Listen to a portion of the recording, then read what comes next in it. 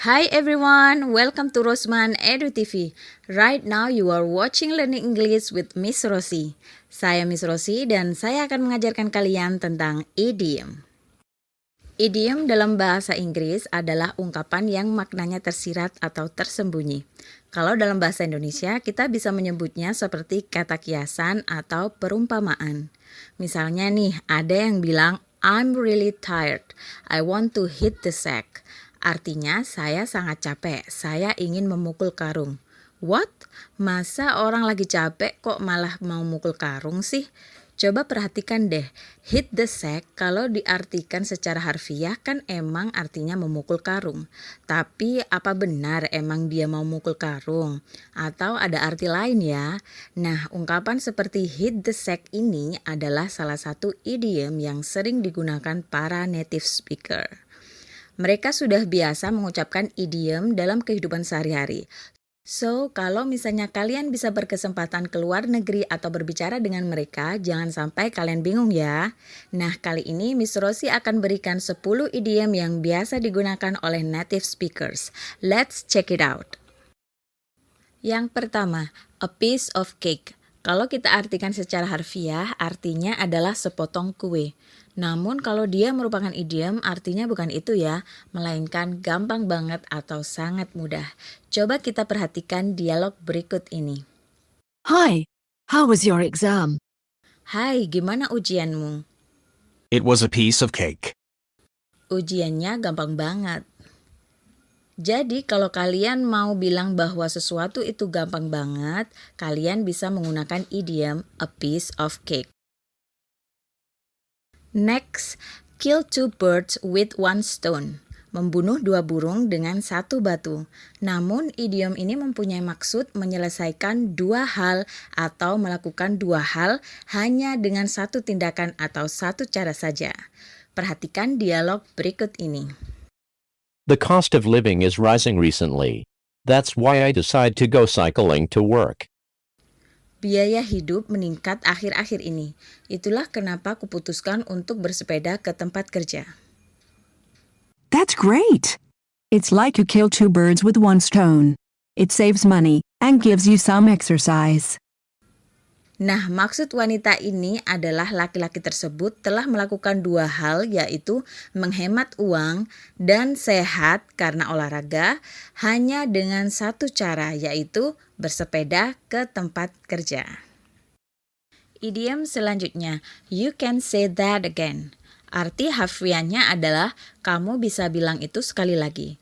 Namun, biasanya kalau kita bilang idiom ini maksudnya bukan itu ya, tapi kita menunjukkan bahwa kita setuju atau sependapat dengan perkataan lawan bicara kita. Contohnya, kita bisa lihat dalam dialog berikut ini. Danny decided to drop out from the university. Danny memutuskan untuk keluar dari universitas. Really? That was a careless decision. Yang benar, itu adalah keputusan yang ceroboh. You can say that again. Aku sependapat. Nah, kalau kalian bilang you can say that again, maka maksudnya adalah kalian sependapat dengan apa yang dikatakan lawan bicara kalian sebelumnya. Oke, next. Break leg. Apa ini artinya mematahkan tulang? Apa tulangnya patah ya? Ternyata bukan itu artinya. Arti sebenarnya adalah semoga beruntung atau berhasil. Yuk kita lihat dialog berikut ini. Don't forget to come to my first stage performance tonight. Jangan lupa untuk datang ke penampilan panggung pertamaku malam ini ya. Of course. Break a leg. Tentu saja, semoga beruntung. Nah, di sini si pria akan melakukan penampilan pertamanya di panggung. Jadi si wanita ingin memberi semangat kepada dia dengan bilang semoga beruntung dalam bahasa Inggris, yaitu break a leg. Selanjutnya, hit the sack atau hit the hay, memukul karung atau memukul jerami. Tapi untuk idiom ini bukan seperti itu artinya. Artinya adalah tidur. Coba kita lihat dialog berikut. Will you come with me to the cinema? Kamu mau nggak ikut aku ke bioskop? No. I'm really tired. I'm going to hit the sack. Enggak, aku sangat lelah. Aku akan tidur. Jadi sekarang kalian ingat-ingat ya, kalau ada yang bilang hit the sack atau hit the hay, artinya adalah tidur. Idiom berikutnya adalah miss the boat. Arti harfiahnya adalah ketinggalan kapal. Namun idiom ini artinya bukan itu, melainkan sangat terlambat untuk melakukan sesuatu. Oke, kita lihat dialog ini. Hi. What's wrong? You look sad. Hei, ada apa? Kau tampak sedih? Amanda is going to leave this town this afternoon. Amanda akan meninggalkan kota sore ini. So what are you waiting for? Go and stop her. If you don't do that, you will miss the boat. Terus apa yang kau tunggu? Pergi dan hentikan dia. Kalau tidak, kau akan sangat terlambat. Dalam dialog ini, si pria sangat sedih karena kekasihnya akan pergi meninggalkan kota. Temannya ini menyarankan agar si pria menghentikan kekasihnya untuk pergi. Karena kalau tidak akan sangat terlambat atau dia nggak akan ketemu lagi dengan kekasihnya itu. Nah, kalau kalian ingin bilang sangat terlambat, kalian bisa menggunakan miss the boat.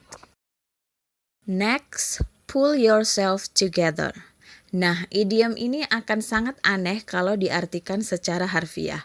Menarik dirimu sendiri bersamaan. Jadinya kayak gambar ini nih. Aneh kan? Tapi arti sebenarnya adalah tenang, atau jangan khawatir, atau jangan bersedih. Coba kita lihat contoh berikut ini. Andrew, what's wrong with you? You look so sad. Andrew, ada apa denganmu? Kau tampak sangat sedih. I failed the exam. Aku gagal dalam ujian. Oh, come on. Pull yourself together. You can take another exam next month. Oh, ayolah, jangan khawatir. Kau bisa ambil ujian lagi bulan depan. Jadi, kalau kalian ingin menenangkan teman kalian yang bersedih, khawatir, atau bahkan panik, kalian bisa bilang, pull yourself together. Idiom berikutnya, speak of the devil. Apa artinya bicara tentang setan? Tentunya bukan. Idiom ini digunakan jika kita membicarakan seseorang, lalu tiba-tiba orang tersebut muncul.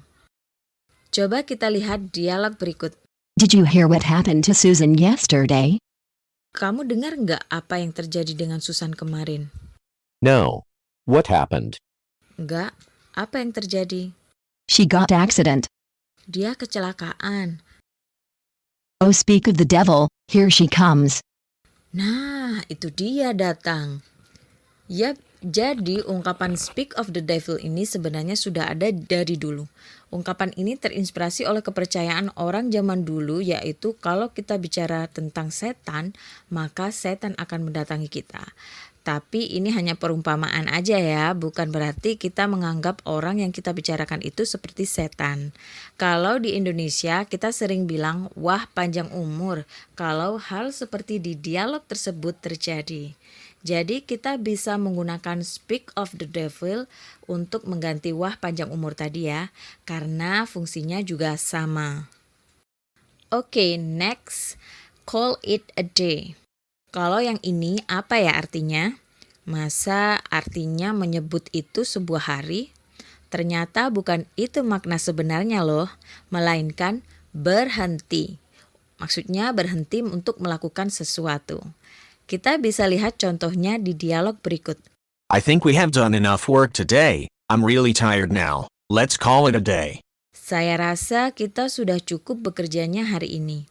Saya sangat lelah sekarang. Mari kita hentikan. You can say that again. Setuju. Jadi, kalau kalian ingin berhenti melakukan suatu hal, maka kalian bisa bilang, let's call it a day. Atau, I'm going to call it a day.